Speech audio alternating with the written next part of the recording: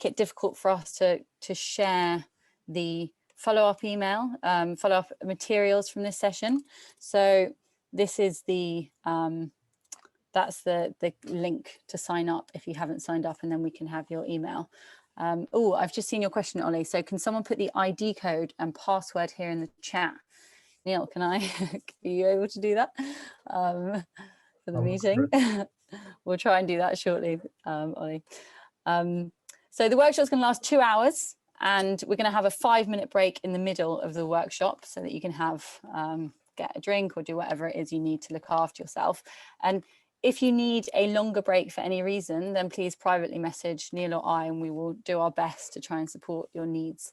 And yeah, okay, so this workshop is part of the Trusted People learning program. And Trusted People is a movement that's looking to support the growth of community democracy in the UK.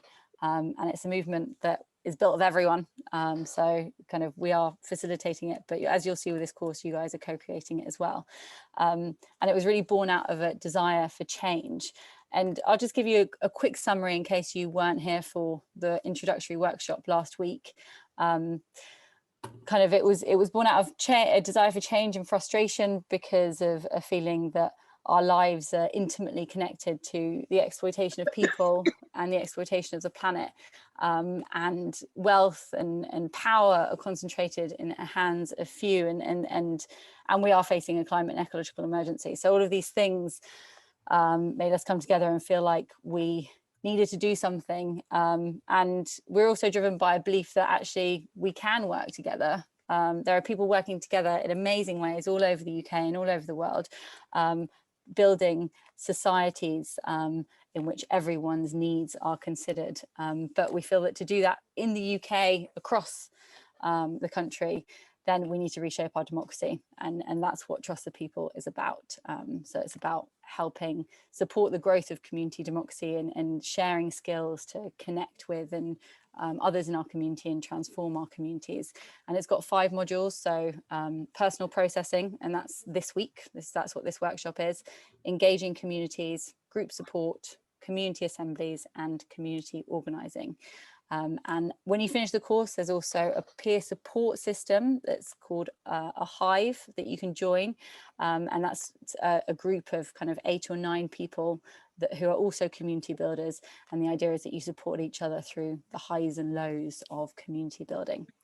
But on to this workshop. So this is the part of the first module, personal processing, and it's all about connecting with yourself. So understanding who you are, your identity, your biases, your relationship to society and to others, and also about kind of finding the courage within and developing skills that will help us reach out to others. And there are so many resources in this module. In fact, the whole kind of course, there are loads of resources online that have been created by so many different people, and we will share them in the follow-up email. But it's really worth just kind of digging around because a lot of people have put time and effort into making them.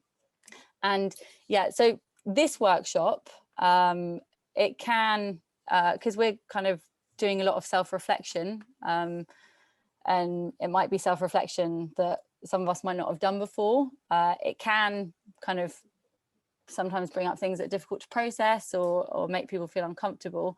And if that is you, then feel free to leave, feel free to reach out to any of us after, and just kind of be aware that you don't have to share anything that you don't want to share. So just share only what you feel comfortable sharing. But it's also kind of quite, yeah, hopefully we'll do quite a few interesting exercises that will kind of provoke thought and sharing. And just on some of the content is adapted from a charity called Facing History and Ourselves. So we're not claiming it as our own, but we're just using it as a springboard for these ideas. So the session is going to be divided in 2. The first section is going to be looking at our identity. So we're going to be thinking about ourselves and the different factors that make us who we are. And then the second section, we're going to be looking at single stories and stereotypes. And we're going to watch a video by Chimamanda Adichie on single stories to just like reflect on what they are and their impact. But yeah, excited that you're all here and to kind of kick off the session. So over to you, Neil. Thanks, Anara. So in traditional style, we're going to start with a check-in, but rather than the traditional check-in, we're going to focus on names.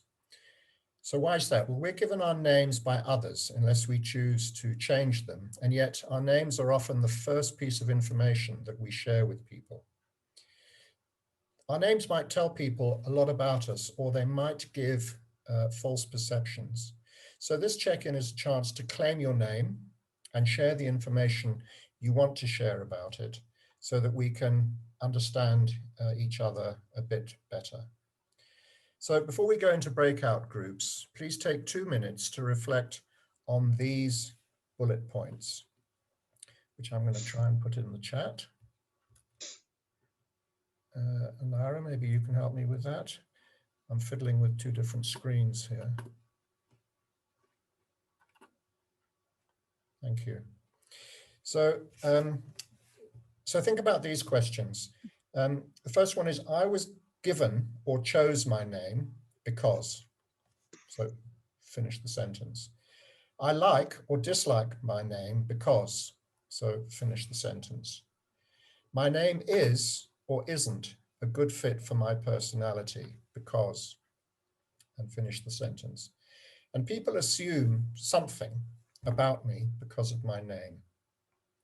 So those questions are in the chat. Let's take a minute and a half just to think about them, and then we're going to go into the breakout rooms.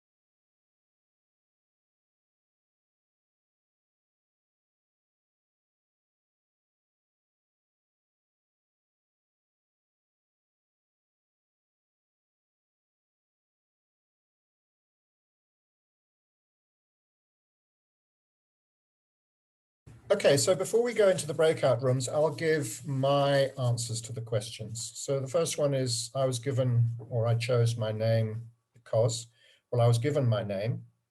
My given names are Neil Robert. And I was given them because they are the given names of my maternal and paternal grandfathers, respectively. So no more thought went into it than that, except maybe my first name, which is Neil, was my first name rather than Robert, because both my parents were terrified of my grandparents on that side of the family. So choosing to call me Robert Neil would have had serious consequences.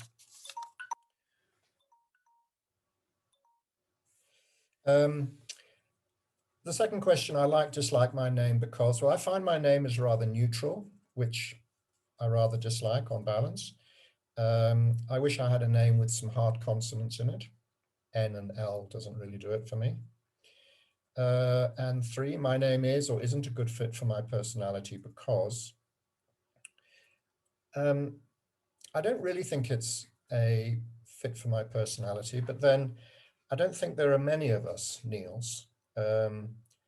And certainly the ones I know aren't a bit like me, or they aren't a bit like what I consider myself to be.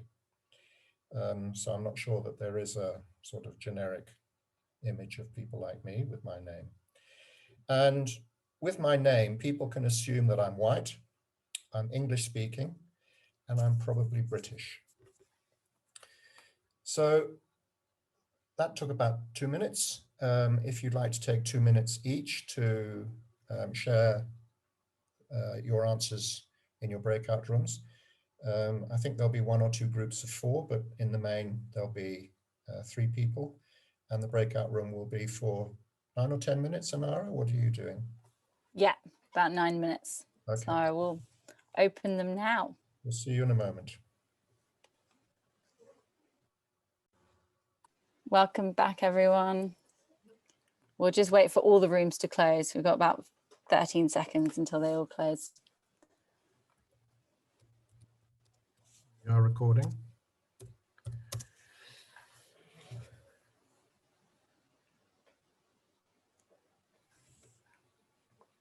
Okay, great. I think all of the rooms have closed. We're still counting up there we are, 100 and something. Welcome back, everybody. So hopefully we've learnt a bit more about each other. But before we move on, we'd like to invite a couple of people to share what that process felt like. So not what was said, but what the process felt like. What did it mean to you to be able to give an introduction about your name first? And how did it feel?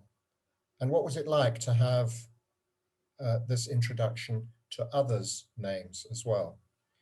Anybody who'd like to share, please please type stack into the chat. And then I'll call your name. I won't see you on the screen otherwise. Rebecca, go for it. Thank you. Hello, yes, it felt pretty weird. Yeah, because I don't think of myself in terms of my name, I guess. And what I was saying to the guys that I met just now, it'd be really great if, you know, you record something just for the first few years of your life, and then as your personality unfolded and developed, maybe you'd have a naming ceremony. You'd kind of come to a new name that would kind of represent you more. So yeah, it did feel pretty weird for me to kind of describe myself in terms of a word, a name. Yeah, thanks. Thanks, Rebecca. Good point. Maybe we should have a time when we grow up and choose our own name. Anybody else before we move on? S, is that the right way to say your name? Go for it. It's Ez, yeah. Ez. Yeah. It made me want to speak because of what you just said, because this is a name that I've chosen for myself, that I chose about 3 or 4 years ago when I came out as non-binary. And I guess for lots of people in our group, they were sort of talking about like the varying degrees to which their name matters to them. And I guess for me, it was like very formative in kind of forging a new identity or forging a new personality, not necessarily personality, but identity for myself. So it was a kind of important process. So like, I guess, yeah, the experience of sharing that with people was interesting and exposing in lovely and difficult ways. But I enjoyed the process. It's funny actually, because I told my landlord for the first time that I've changed my name today after like 4 or 5 years of living in the same place and not telling him. And it sort of made me realize how difficult those conversations can be sometimes, particularly with people you don't see very often. So yeah, interesting that this came up today. Thanks for sharing, Ez. Lucy, and then we're definitely going to move on. Yeah, so I was thinking, it actually came up across my mind earlier too, that is interesting that in different cultures we have different stereotype questions of introducing ourselves. So for example, typically what I feel in Europe is usually we ask people about their work and we somehow identify them with their work.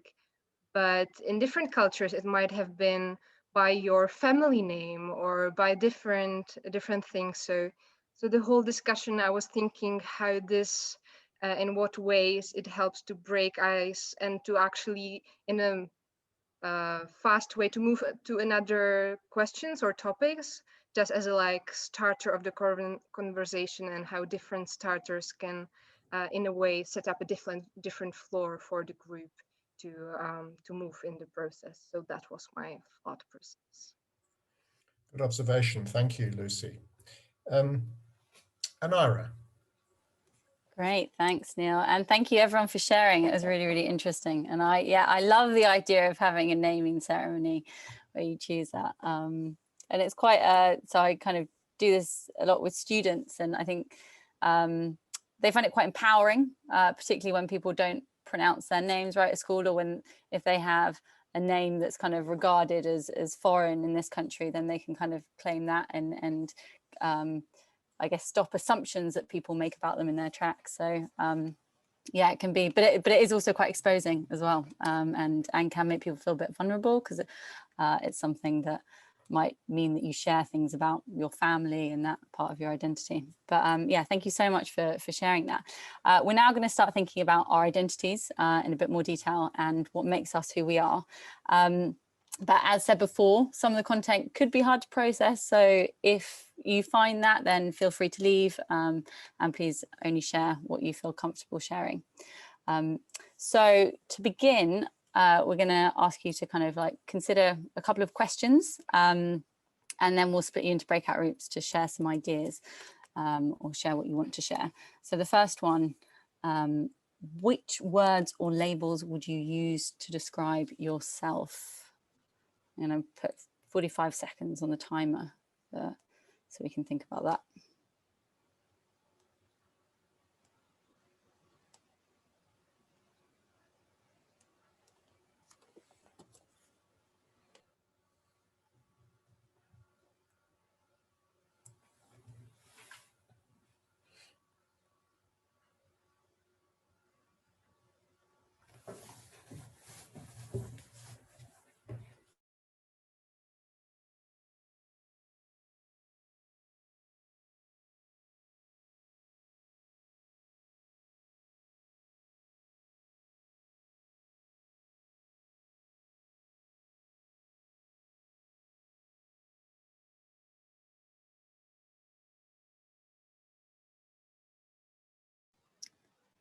Okay, and our next question, and again, it'll be kind of the same amount of time to think about it. Which words or labels would others use to describe you? And you may or may not use these to describe yourself.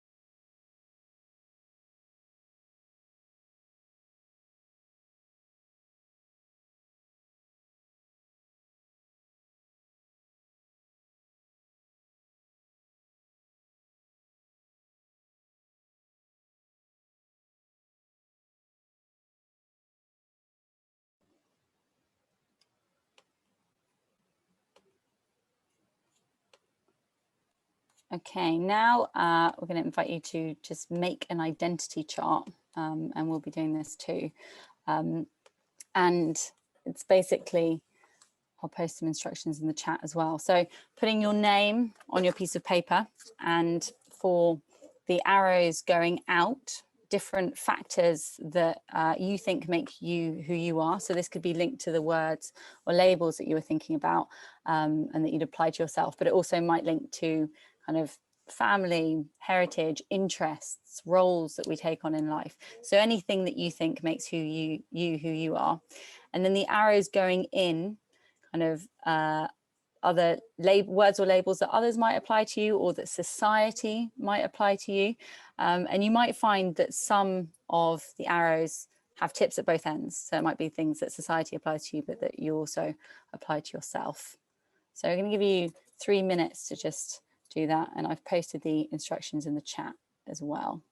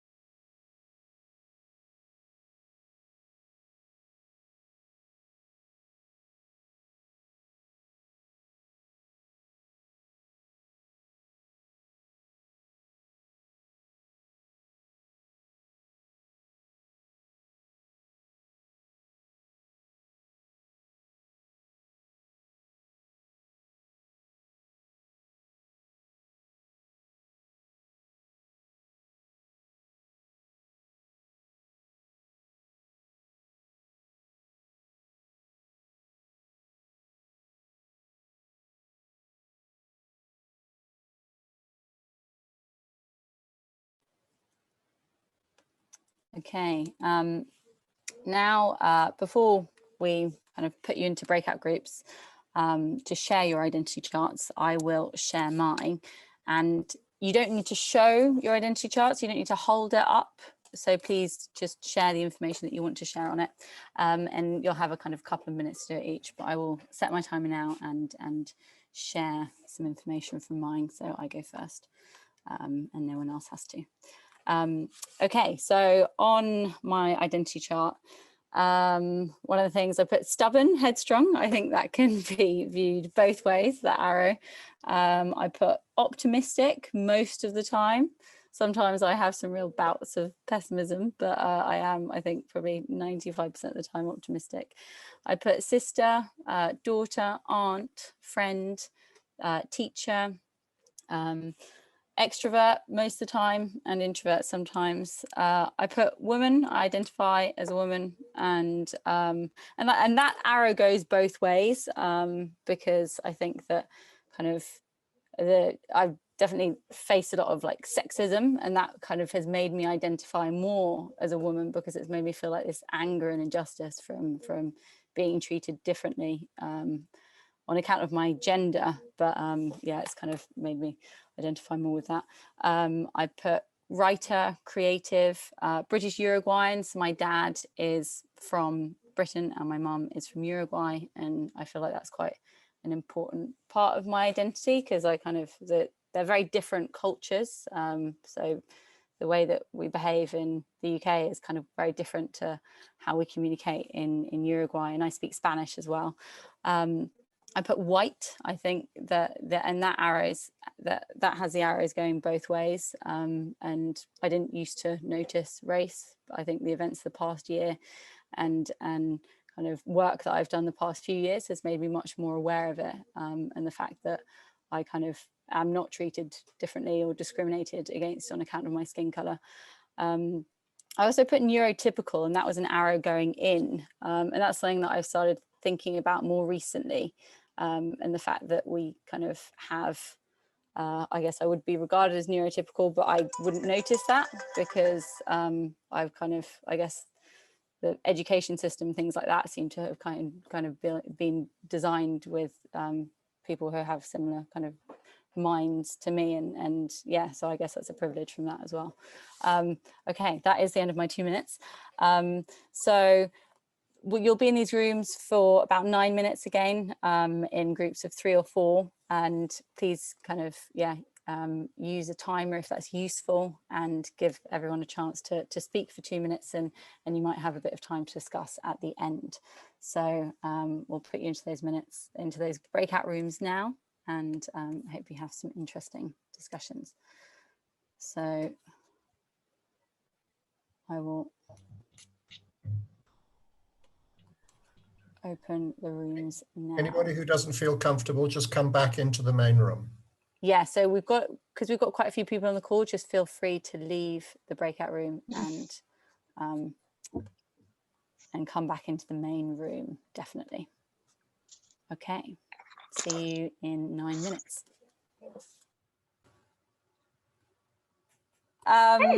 So great to have you back. Hopefully you had some kind of, well, hopefully you learned some really interesting things about each other and had some interesting reflections as well. Before we move on, again, we'd just like to invite anyone by writing stack in the chat like that. If you'd like to share any reflections that you have on identity or on doing that task, or any kind of differences between the categories or features that people identified. So anything that stood out to you from doing an identity chart. We'd love to hear from you if you'd like to share. Sophie.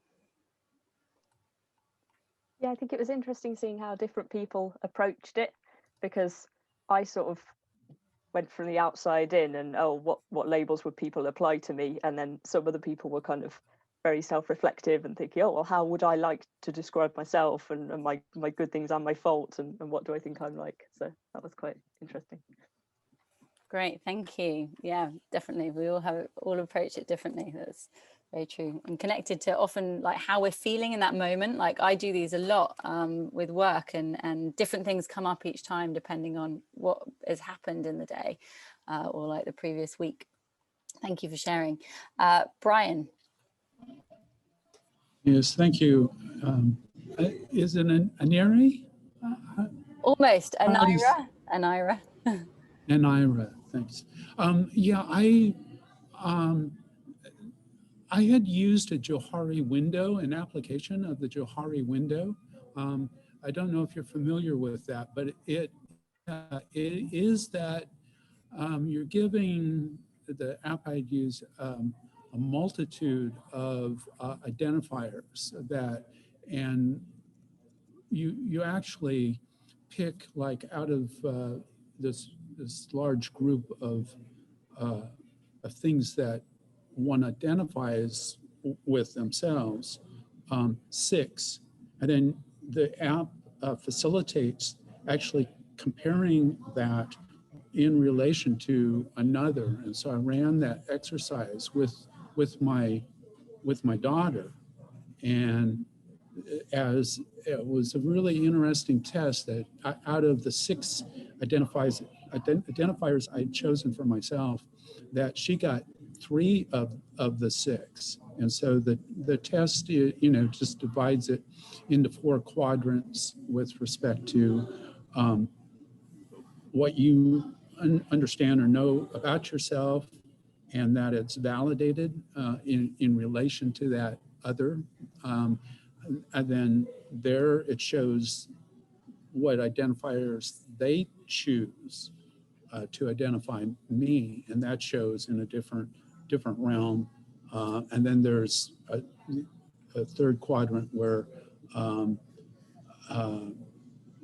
showing the identifiers that I'd chosen that she hadn't.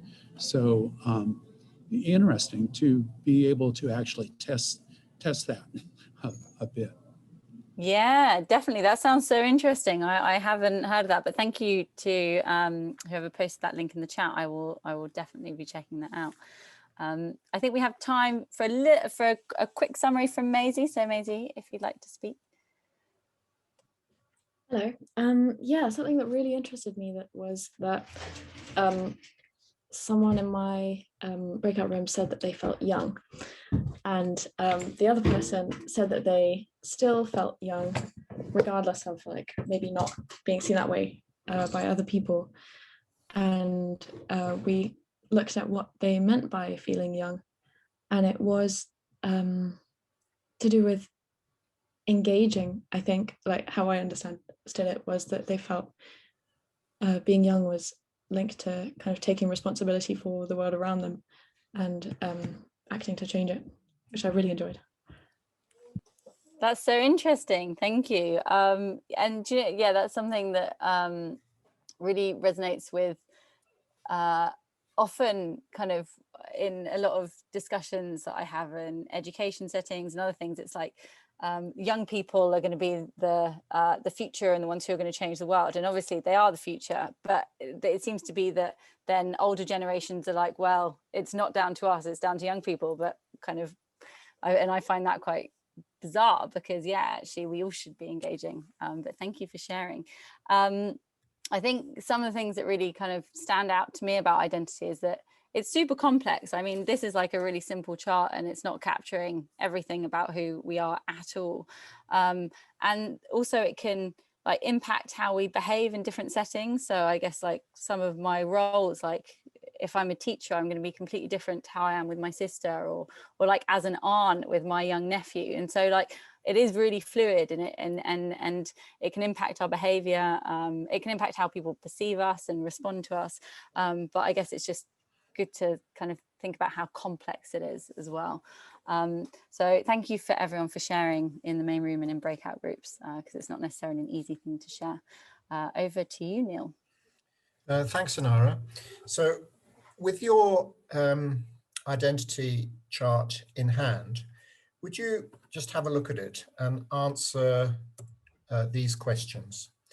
So identify some of the features that you felt proud of, that you have felt ashamed of, that others find surprising, that are central to who you are, and or have changed over time. So I've put those in the chat, and we'll just have a minute to do that. We're not going to share this, so don't hold back.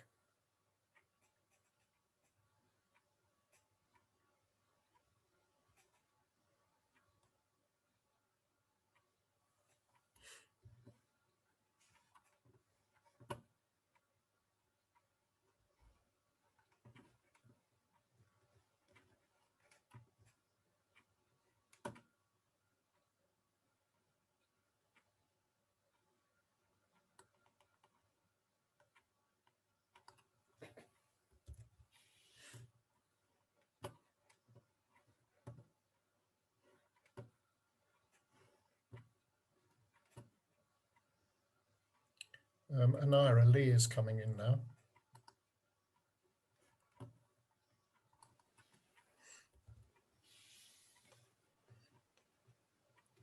Welcome, Lee, for joining now. People are just having a bit of a reflection on identity and different features that we might have felt proud of about our identity, or ashamed, that others have found surprising, or that have changed over time. And we've been doing identity charts, so it might be a bit hard for you to catch up on that now. Oh, welcome, Claire, too. But we'll be moving on shortly, so it might just be a case of just kind of like listening out what people are saying.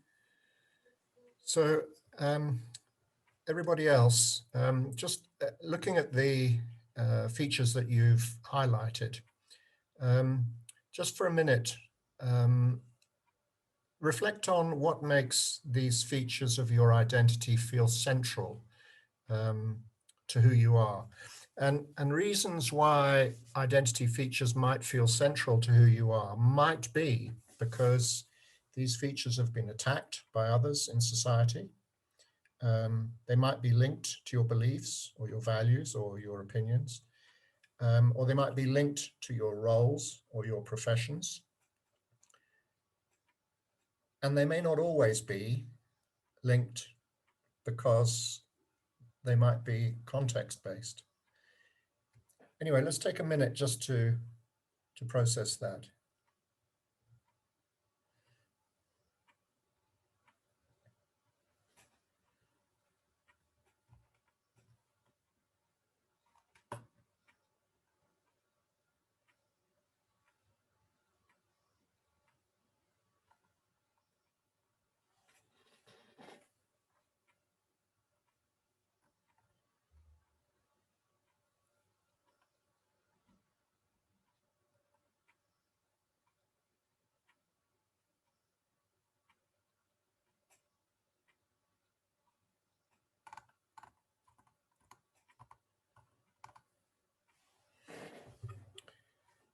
Okay, thank you. Anara. Great, thanks, Neil. And just kind of before we finish this section, we want to think about or share a bit about what goes on in the human brain when views or beliefs and values that feel central to who we are and to our identity are kind of criticized or feel like they're under attack by others.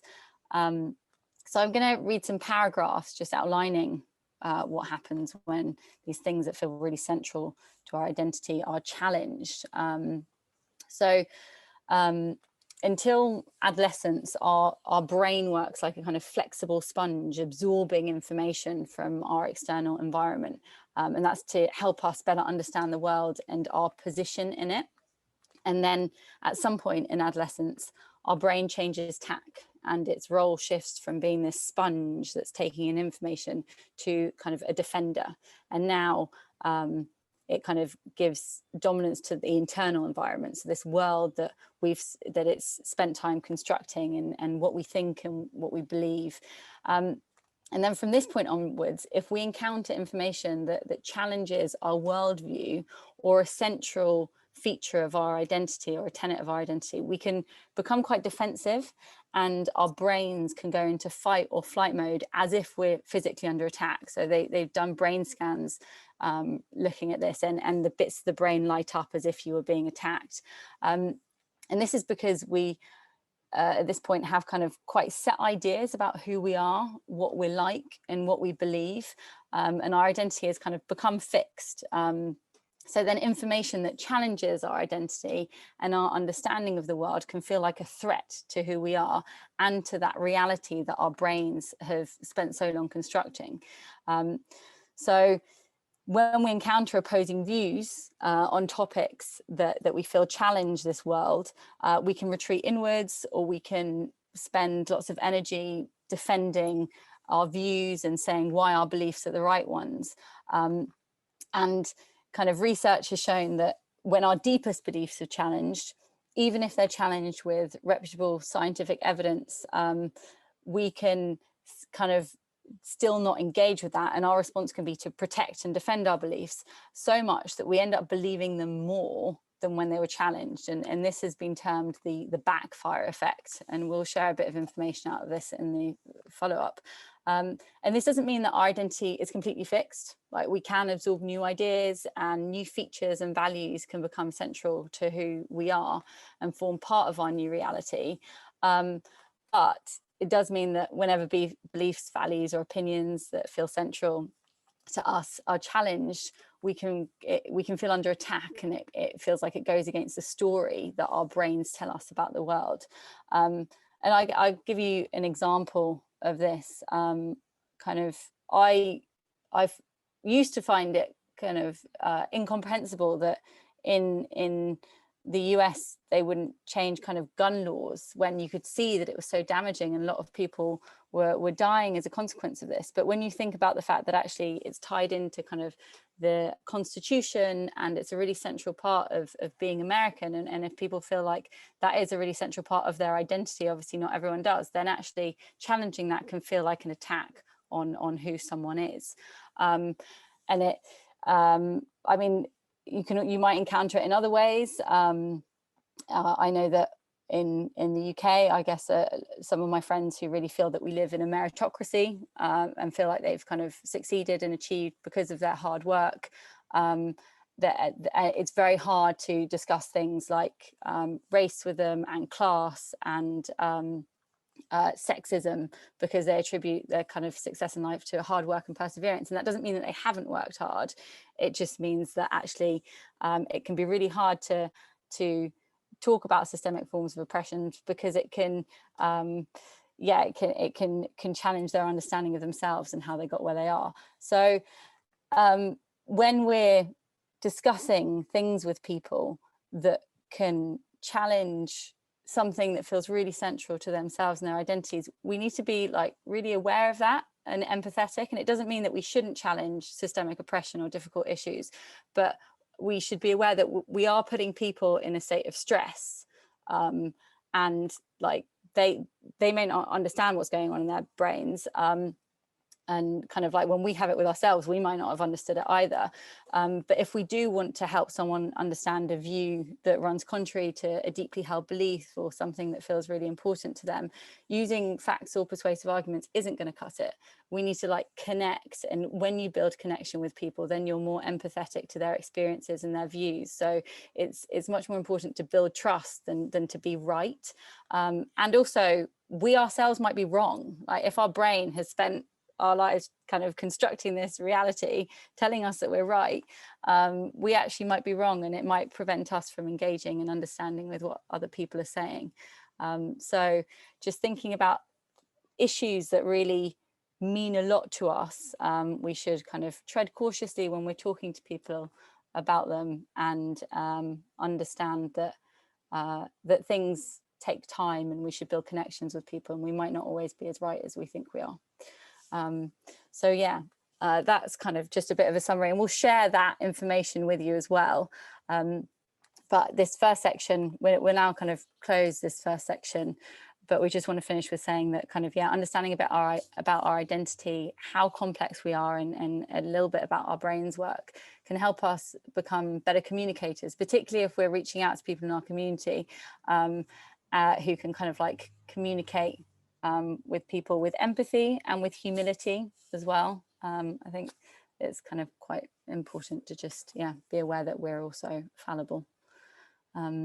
So we've probably got time to have one person or two people share any thoughts on that if they want to, on hearing that, and then we'll do a quick break.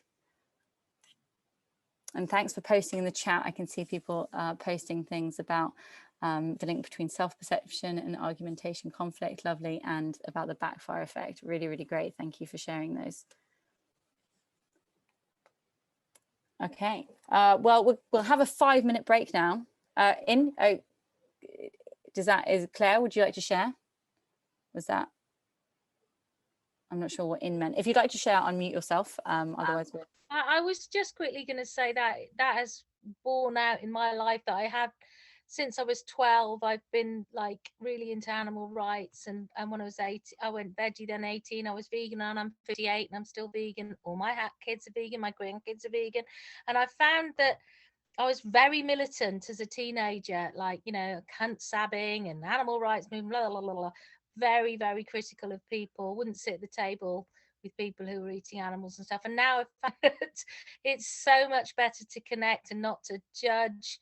And actually my desire to change the world into some kind of like vegan utopia is I meet it much more quickly by connecting and not judging what people are doing, and actually just listening to what other people say who aren't of my view, and like actually accepting them and not think, despite the fact it goes against the grain for me, you know, like you were saying about deep held beliefs that you've had structured in your brain since you were little, I've learned that it's actually much, much more productive to not be threatening and to not be judgmental. And then people are actually much more open to discussing it or thinking differently. And I'd hope I would be the same the other way around, you know. I find it really hard though. Great, thank you so much for sharing that, Claire. Yeah, thank you. Really, really interesting and really useful as well, and honest. So thank you. Okay, so we'll now have a 5-minute break, and we'll come back at 14 minutes past 7 and kick off with our second bit of stereotypes. So now we're going to start to think about the way others might perceive us, the labels or fixed ideas people have, and where they might come from. Sometimes they're based on stereotypes. Now, stereotypes are a type of story that we tell about individuals based on our beliefs, which might be false or true about a group to which they belong. Stereotypes could be grounded in reality, like the idea that the English like their tea, but we need to be careful about them because they simplify people. And as we have just been exploring, we are actually incredibly complex. So in this section, we're going to think about the relationship between stories and stereotyping, and what it might mean to have a single story of a person or group of people.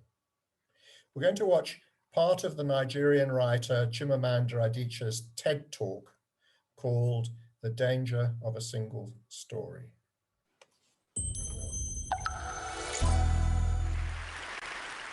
I'm a storyteller, and I would like to tell you a few personal stories about what I like to call the danger of the single story.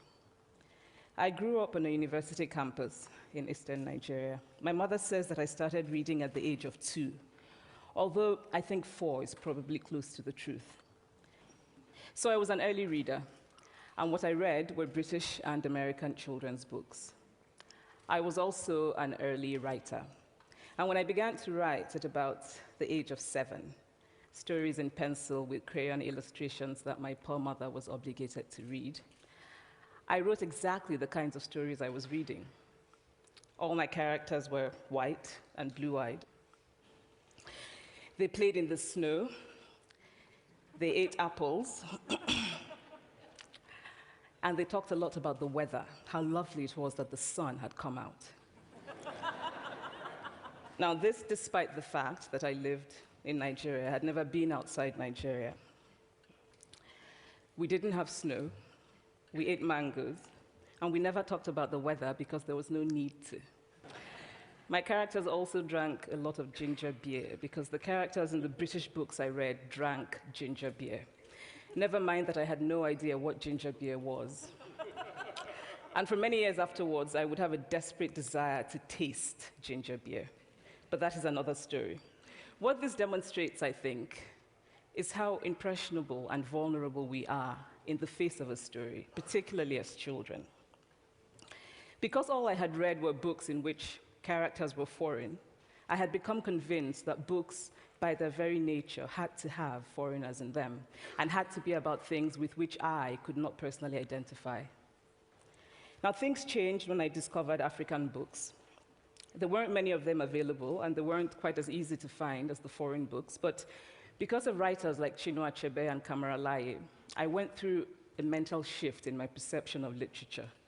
I realized that people like me, girls with skin the color of chocolate, whose kinky hair could not form ponytails, could also exist in literature. I started to write about things I recognized. Now, I loved those American and British books I read. They stirred my imagination. They opened up new worlds for me. But the unintended consequence was that I did not know that people like me could exist in literature. So what the discovery of African writers did for me was this. It saved me from having a single story of what books are. I come from a conventional middle-class Nigerian family. My father was a professor. My mother was an administrator. And so we had, as was the norm, live-in domestic help who would often come from nearby rural villages. So the year I turned 8, we got a new houseboy. His name was Fide. The only thing my mother told us about him was that his family was very poor. My mother sent yams and rice and our old clothes to his family. And when I didn't finish my dinner, my mother would say, "Finish your food. Don't you know people like Fide's family have nothing?" So I felt enormous pity for Fide's family. Then one Saturday, we went to his village to visit. And his mother showed us a beautifully patterned basket made of dyed raffia that his brother had made. I was startled. It had not occurred to me that anybody in his family could actually make something. All I had heard about them was how poor they were, so that it had become impossible for me to see them as anything else but poor. Their poverty was my single story of them. Years later, I thought about this when I left Nigeria to go to university in the United States. I was 19.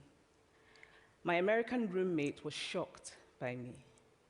She asked where I had learned to speak English so well and was confused when I said that Nigeria happened to have English as its official language. She asked if she could listen to what she called my tribal music and was consequently very disappointed when I produced my tape of Mariah Carey. She assumed that I did not know how to use a stove. What struck me was this: she had felt sorry for me even before she saw me. Her default position toward me, as an African, was a kind of patronizing, well-meaning pity. My roommate had a single story of Africa, a single story of catastrophe. In this single story, there was no possibility of Africans being similar to her in any way, no possibility of feelings more complex than pity, no possibility of a connection as human equals. I must say that before I went to the US, I didn't consciously identify as African. But in the US, whenever Africa came up, people turned to me, never mind that I knew nothing about places like Namibia.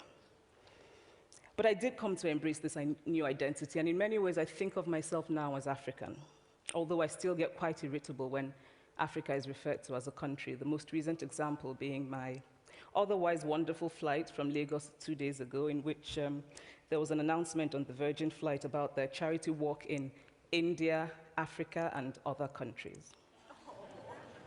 So after I had spent some years in the US as an African, I began to understand my roommate's response to me. If I had not grown up in Nigeria, and if all I knew about Africa were from popular images, I too would think that Africa was a place of beautiful landscapes, beautiful animals, and incomprehensible people fighting senseless wars, dying of poverty and AIDS, unable to speak for themselves, and waiting to be saved by a kind white foreigner. I would see Africans in the same way that I, as a child, had seen Fide's family. Thanks, Anara. There are so many incredible things to talk about from that video, and there's a lot to take in. So we're going to put the link in the chat and in the follow-up materials as well. And we recommend that if you get the moment, you finish watching the TED Talk later on. So we're going to go into breakout rooms of 3 or maybe 4 now. And I'd invite each person to spend a couple of minutes sharing their thoughts on the video.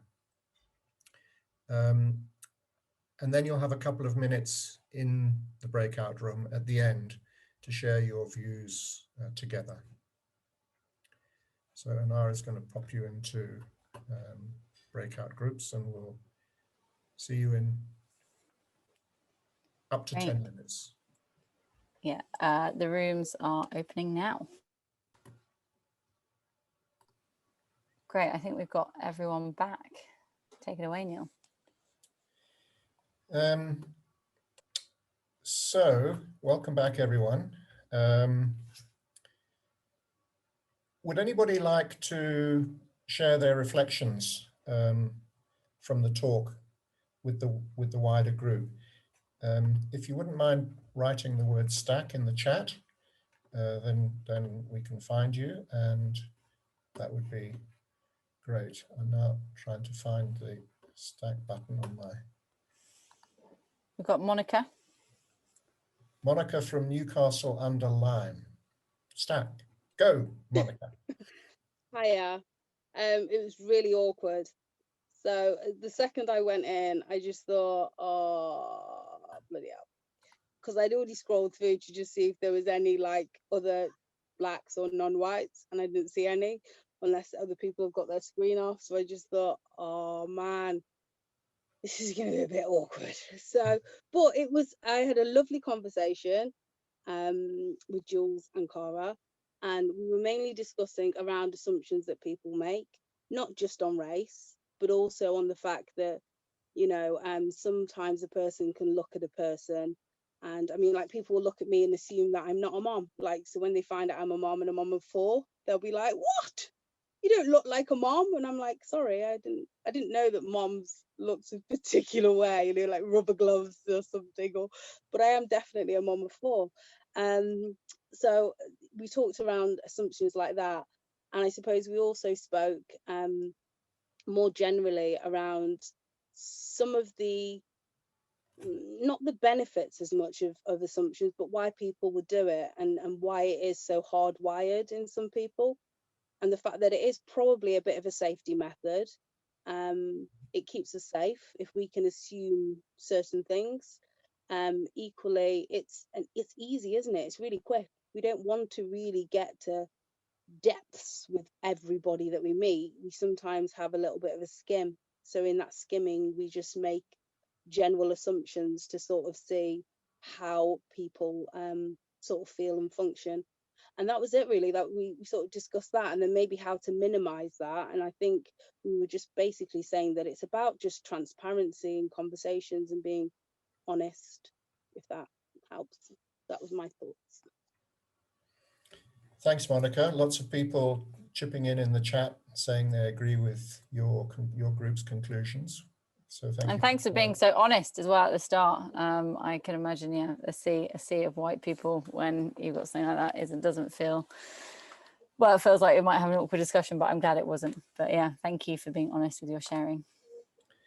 And that honesty as well is some of the other comments are saying, I'm really enjoying the breakout rooms. That is the secret weapon of this Trust the People course, because the secret is in the name, trust the people, and we do trust each other. And these breakout rooms are where it happens, really. Zoe. Hi. I'm another kind of look difference, as I'm from Chinese, and really interesting. And that breakout room, thanks to people who's chatting with me together on that. One thing we kind of point out is really interesting videos to talk about the complexity about identity, like about complexity of not just about kind of black and whites, and it's more about how difficult is that in that situation, because she's actually quite honest about she's being very privileged background as well. So that is make a really interesting point of where she is and she's been perceived differently, and also her own kind of background, and that is really quite important. So yeah, and then we kind of referring back to exactly about self-awareness, about the openness and connections, and being in the same place with the other people, and then be connect and be individual as well. So yeah. Thank you for sharing, Zoe. I get all of that. A little later in the video, Chimamanda Adichie says that the single story creates stereotypes. And the problem with stereotypes is not that they are untrue, but that they are incomplete. They make one story become the only story. And this idea that one story becomes the only story is quite unjust. If people have one story about us, when we know we are complicated beings and that hundreds of thousands of stories apply to us, it feels really frustrating, or as if we haven't been understood properly. And there's something quite transformative in viewing stereotypes as single stories, because written into that phrase is their two-dimensional nature and the fact that there is a lot missing. There are other stories that are not being told. So this course, or this module of the course, is called Understanding Ourselves and Understanding Others. So what we're talking about is really very symmetrical. So when we're meeting other people and we think that they don't understand us, but we understand them, it's probably not true. So having single stories about people does lead to bigotry and misunderstandings. So as highlighted in the title of the talk, single stories are dangerous. And if we focus on them at the expense of our common humanity, but they're difficult to get away from, as we've been discussing. Thanks, Neil. So yeah, now we just want to give you a chance to think about the single stories that you have or that you've been exposed to at any point in your life. You might think about single stories that were told to you about others in society or globally and where you heard them, or ones that you've held about others, but there's probably an overlap there. So you're not going to share this information, so please be as honest with yourself as you want to be. But first, we'd just like you to kind of, or give you 90 seconds or so, just to reflect on this question. What single stories have you heard or held about others? And you won't be sharing this. So taking notes and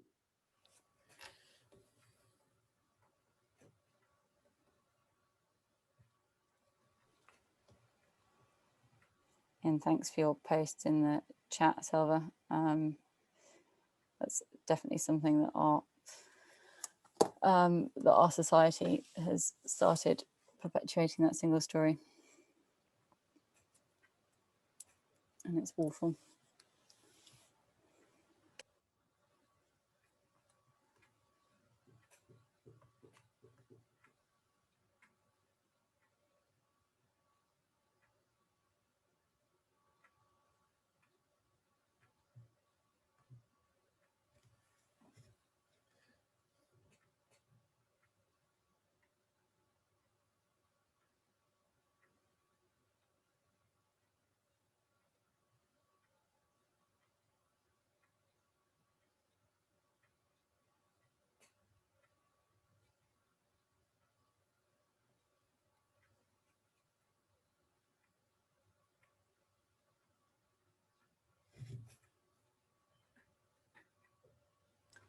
Okay, and thanks for people posting the different ones you've heard in the chat as well.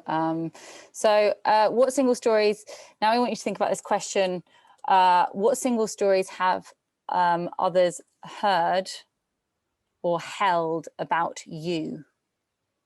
So again, you don't need to share these, and we're going to do an exercise in a moment where you can think about them a little bit more. So what single stories have others heard or held about you?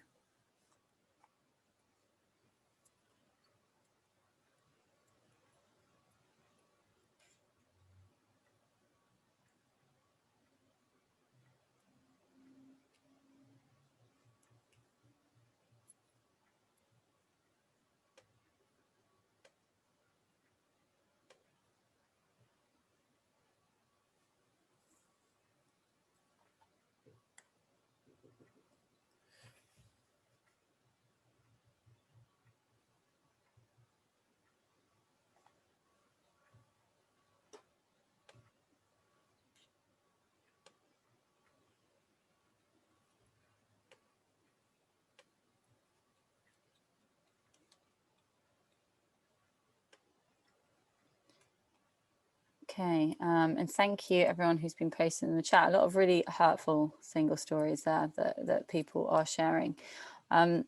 What we'd like to do again now is, well, just give you a moment to reflect about this a little bit more in depth. And again, you won't be sharing this, but this is just a kind of chance for you to think about. And you might want to kind of create a timeline. So I'm sharing a timeline that is thinking about the single stories that I've either been exposed to and or I've held and just thinking about points in your life when you might have heard them, and obviously you won't be able to capture all of them because we're hearing them all of the time, but I'll kind of share a bit about ones that I've heard. I remember kind of when I was younger, you can see these ones that kind of as a child, I didn't necessarily think so much that women were bitchy or success was equated to money. But as I got older, those are the messages that I was getting from the media, from like this idea of what success was. And when I was younger,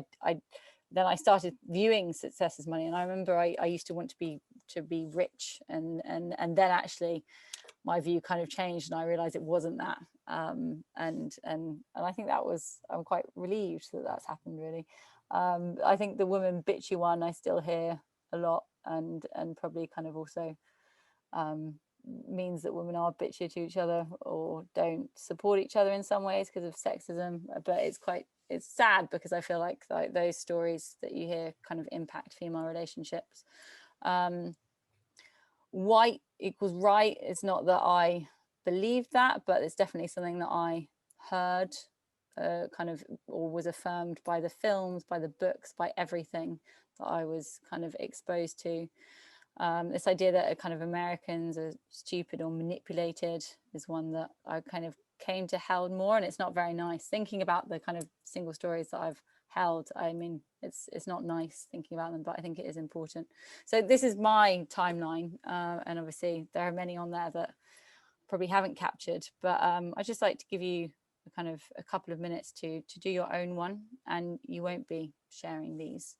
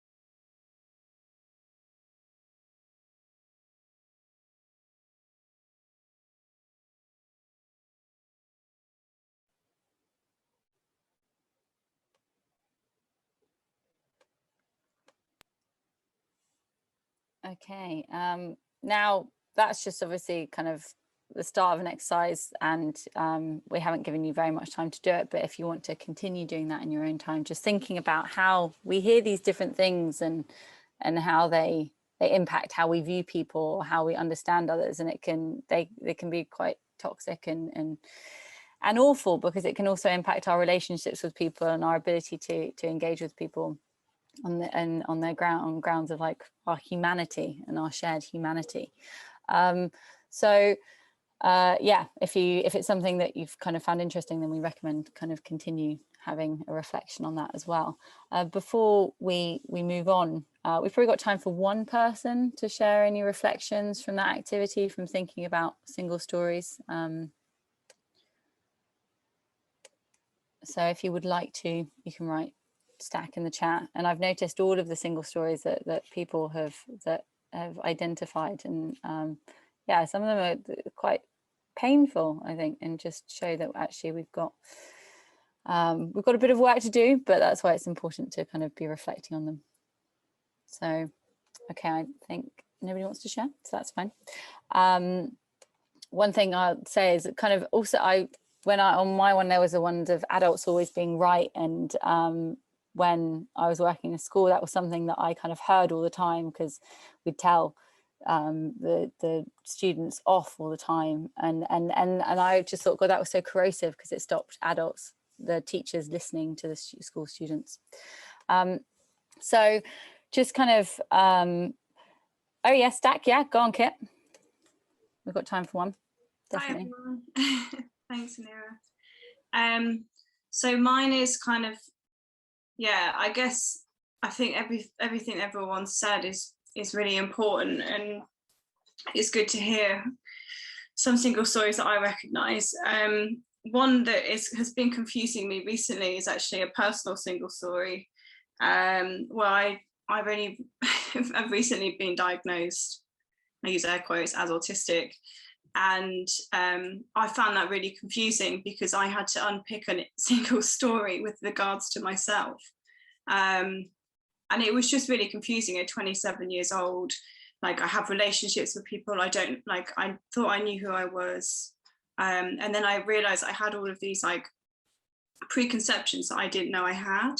And I think it's just like, I don't know, like hearing about what everyone's, it's just weird. It's kind of like a meta thing of like an experience that I'm having about myself. And yeah, I don't know, it's just unusual. And I think it's great to unpick the single stories and just like listen to the individuals. Great, thank you so much for sharing that, Kit, and thanks for sharing a personal thing to you as well. And yeah, I highlights the power of them, because we hold them about ourselves, and we do absorb these single stories constantly, and they can really be shaped by the societies in which we live, our cultures, the social structures, and they can shape us without us even processing it. And there's a researcher, an author, an educator called Dr. Beverly Daniel Tatum in the States, and she does a lot of research into racism, but she describes racism as being like a smog in the air, and she says that sometimes it is so thick it is visible, other times it is less apparent, but always day in and day out we're breathing it in. And none of us introduce ourselves as smog breathers, and most of us don't want to be described as prejudice, but if we live in a smoggy place, how can we avoid breathing the air? And I think it's just such a powerful comparison, because it works with kind of cultural racism, it works with classism, it works with sexism, and all these oppressive structures of that we absorb these things in our society, and like a smog kind of impacts our lungs, they impact our minds and how we communicate with people. So yeah, it does show that it's difficult to break beyond single stories, but I think the more we start to be conscious of it, the more we're likely to. I'm just going to pass over to Neil for a last activity.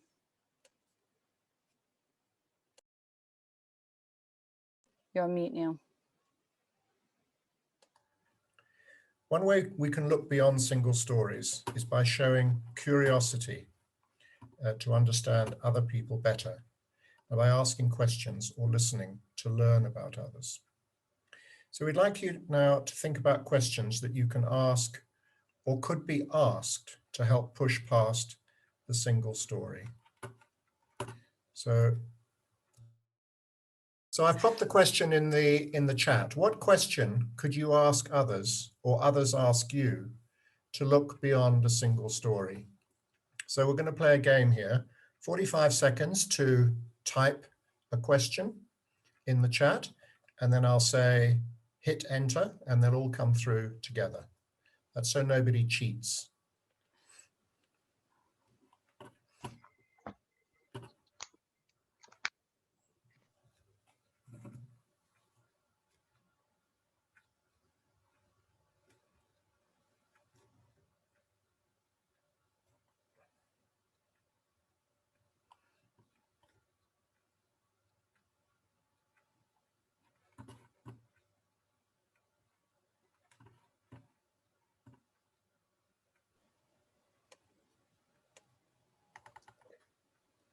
Loving these questions. So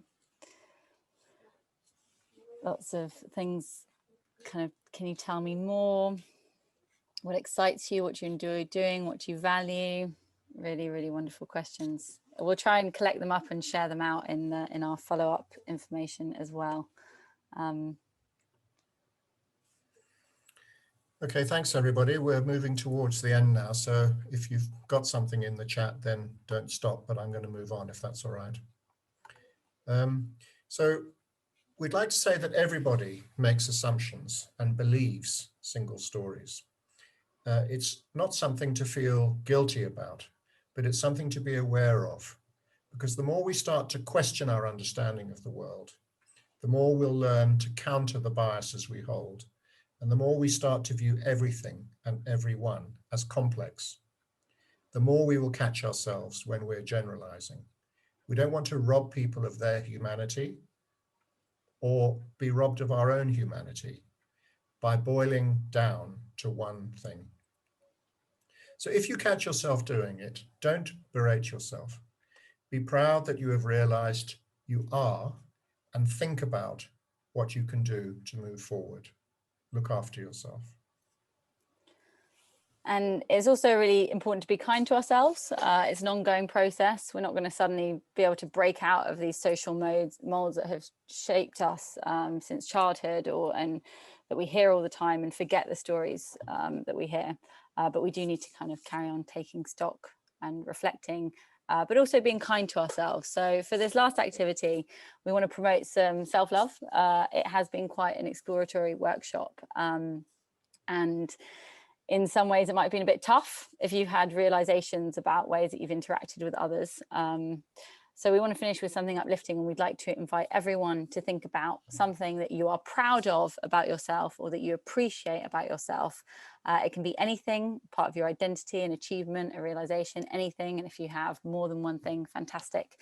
So I'm just going to invite you to close your eyes for 45 seconds and just think about something that you are proud of or appreciate about yourself.